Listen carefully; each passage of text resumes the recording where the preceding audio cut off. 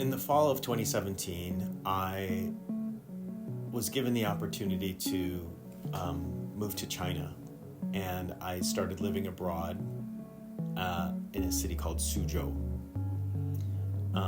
I was leaving behind a practice that I had developed for over 20 years in a studio full of supplies, and I basically had to take this opportunity to reinvent how I approached my practice.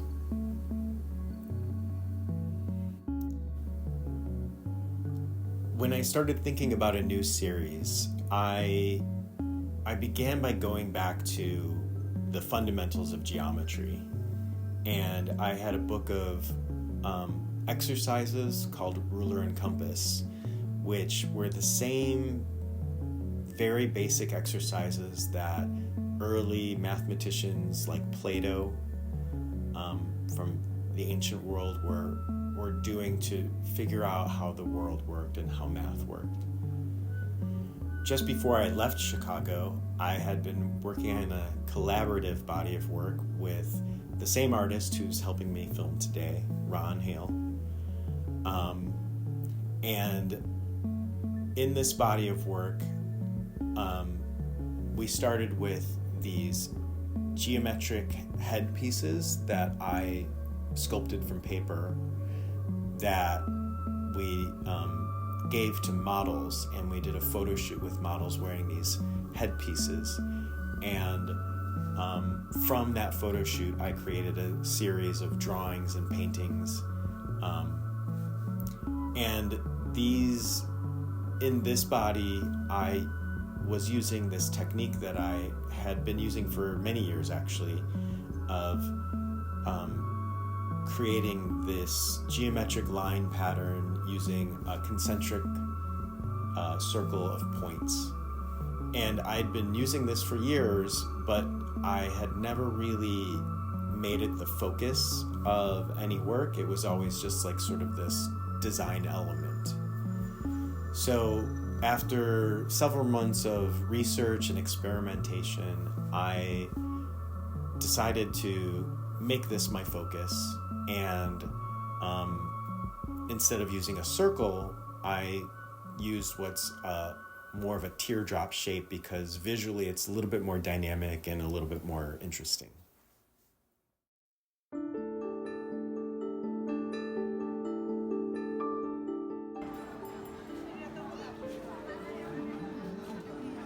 So I was living abroad in a small apartment. I had very little materials, very little in the way of space, and so I had to really reinvent the way I approached my work.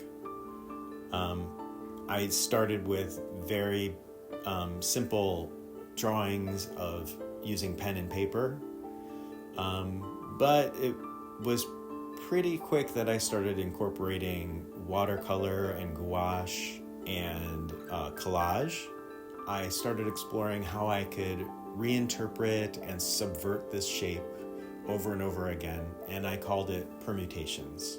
Before I knew it, I had created 100 of them, and I was frankly shocked because it was already the largest body of work that I'd created up till now, and I really didn't see an end in sight. 6 years later, here I am. I've created over 1,000 permutations.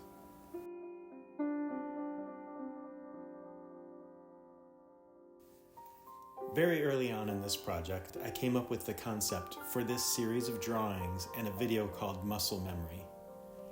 It started from the creation of a charcoal drawing with the lines drawn without the use of a ruler. I had such a clear vision, I even wrote the titles on 7 sheets of paper, and I carried these sheets of paper with me for 5 years, from China to Vietnam to Ecuador, and then back to the US. For muscle memory, the idea is that I create 7 charcoal permutations in a row, one right after the other. I chose charcoal because I felt like it is a more direct conduit between the artist and the ground on which the art is made, a more direct connection. The camera barely registers them, but the first 5 sheets of paper have tiny dots on them to guide me. For the 6th drawing, there are no points, and I will attempt to create the permutation without guidance. For the last drawing, I will work blindfolded and see how well my body has memorized the movements. It takes about 10 minutes to complete the first drawing. It's interesting to observe whether the subsequent drawings get better or not, and what even constitutes better. On one hand, there is the benefit of having completed the previous, but I also look at 2 finished drawings and I see 2 drawings that look very similar. In the details, they are completely unique, like fingerprints. There's almost no possibility that even a single stroke is identical to any other. Anything from the pressure of my hand to the angle of the chalk to how sharp the chalk is at the moment of the stroke affect how each line looks.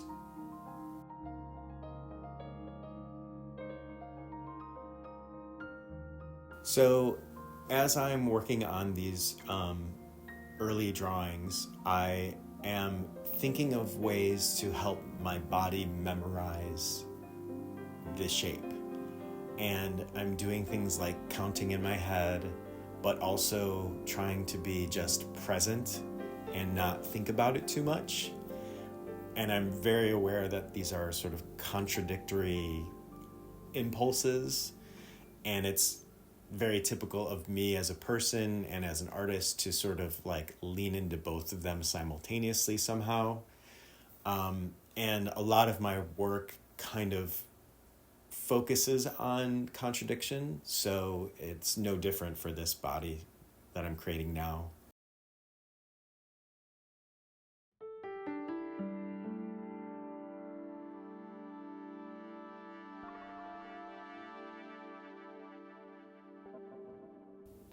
By the 3rd drawing, I've established a rhythm, but I also notice new differences. Do these differences matter? What details help me to prepare for the drawings where I have no guides or where I can't use my eyes? A technique I begin to hone in on is to use my left hand as a guidepost, keeping it adjacent to the point I'm working from and moving it slightly as the points advance, like the hands of a clock. It's impossible to create straight lines and pretty futile to attempt to have the lines line up and touch their points perfectly. I decided to lean into the imperfection of the experience. There are exactly 30 points on each permutation, and each point connects to every other point once. From the first point, I create 29 lines, but the next point only requires 28 connections, and then 27, and so on. It's a simple recursive principle, but it's surprisingly difficult to maintain the concentration to count properly while also attempting to make straight lines in the right places. Counting down from 29 over and over again would be simple, but to go down each time, it's very easy to forget where I started, and once you forget once, it's impossible to recover. While I'm working, it's hard to not be distracted when I obviously create a huge curve in what's supposed to be a straight line, or when I clearly miss connecting to a point, or I notice I skip one. Do I go back right away? Do I stop midline? Is it more important for my muscle memory to constantly move forward? That definitely makes the count off. Was that line 15 or 16? I'm already 2 lines past whatever it was, but what's 15 plus 2? It's 17, but I've already made 3 more lines. I can't do the math faster in my head than my hand makes the lines, so I realize that counting is imperfect, but I continue to try counting anyway. So as I've mentioned, I've made over 1,000 permutations, and although I don't use this line work every time, one thing that I've noticed is that I get into what I consider sort of a meditative state when I am making this line work, and it's sort of another contradiction where I'm in a meditative state where I'm free-flowing, but I'm also concentrating because I don't want to make a mistake. But what usually happens when I do allow my mind to wander is I will make, and again, I don't love calling it a mistake because it's usually a discovery, it's usually an opportunity, and it's in these moments where I make what I think of as a mistake where my art can sort of evolve and grow. And I've always considered permutations to be sort of an evolving body, but with the DNA of that shape.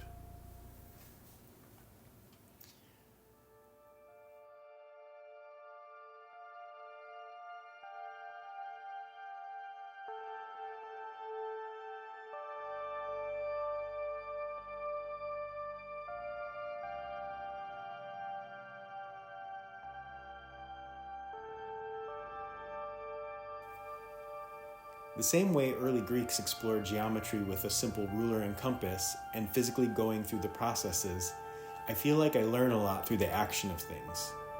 It's also a bit tiring physically. My muscles tighten as much through the repetition as through the anxiety to get it right.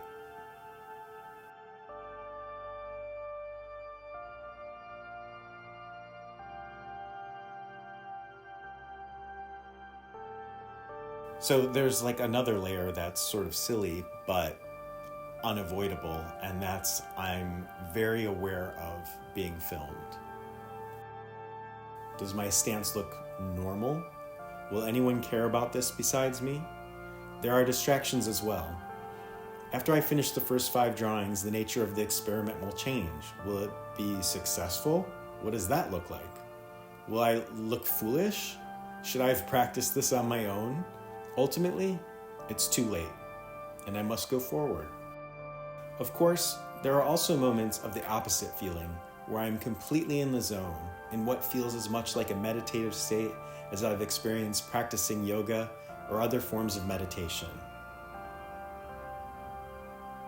I feel like I could try to create hundreds of permutations without guidance and still end up with subtly different shapes. Looking back at myself attempting to do this, I can clearly see that I haven't even done the 29 lines that I'm meant to do. And I think that even in the moment while I was doing it, I was aware that I didn't do it. But one thing that I have discovered is you can't really start over again. You have to keep moving forward.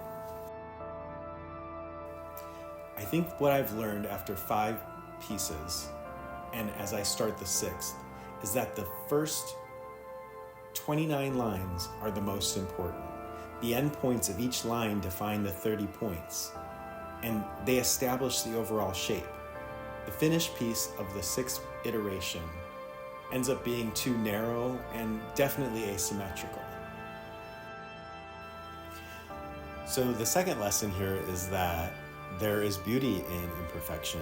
There is a Japanese concept called wabi-sabi, and that is that there can be beauty found in things that are broken or things that are imperfect. And I think that all of these drawings have that, but I think even more so it's evident in this 6th drawing.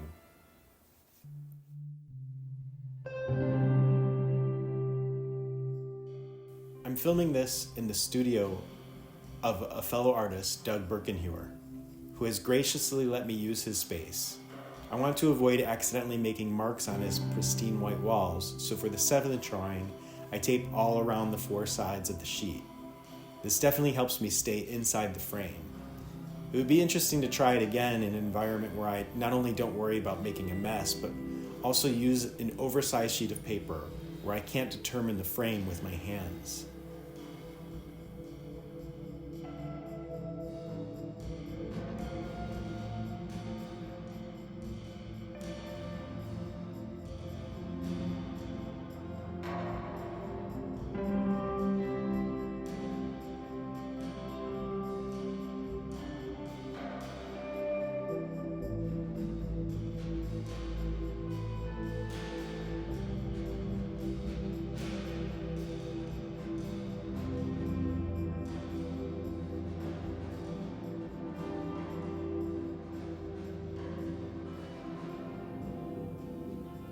The most striking difference between drawing 6 and 7 is that the first 29 lines are of no more consequence than the rest of the lines of the drawing. I'm only using my memory to guide where each line of charcoal lands. It's clear very early on that all of the distractions I experienced when I still had my faculty of vision have an even more substantial effect for the seventh drawing. And each time I lose my spot, there is a compounding effect that causes me to lose my way more and more.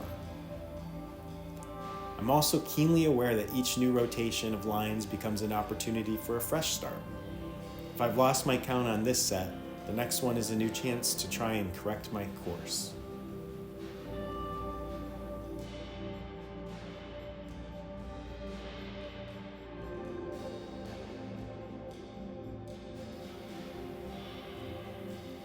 In this way, the final drawing instead feels like many separate drawings superimposed on one another.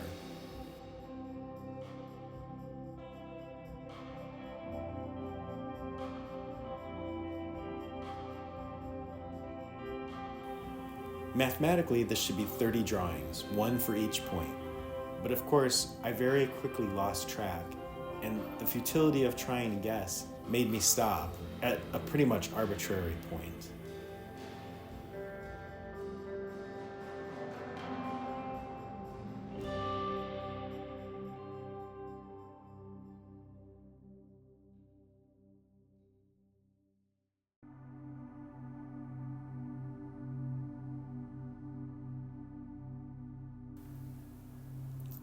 There's also this other concept in modern contemporary sort of like popular philosophy that there's 10,000 hours required before you can master something. And I'm very aware that after these 5 drawings, I'm not going to master anything. But it is interesting to like sort of see what happens when I do it one after the other. And it also is interesting to think about, if I do this some more, how good these drawings will come out when I attempt this. So this project also came about as a result of my artist friend Kelly Pelka inviting me to do a 2-person show with her in her studio gallery. And she challenged me to try and approach this project in a way that I haven't before. And I think that I've done that. I've always felt that there's some root of conceptual ideas behind my whole Permutations project, but I feel like I've stepped it up a level with this mini-series called Muscle Memory. I think that it's been exciting for me to sort of think more conceptually about my own work. And so I'm very thankful to Kelly for inviting me to do this and pushing me as an artist. I think it's very exciting that, again, after 1,000 variations, I still find ways to challenge myself and challenge the idea of what a permutation can be.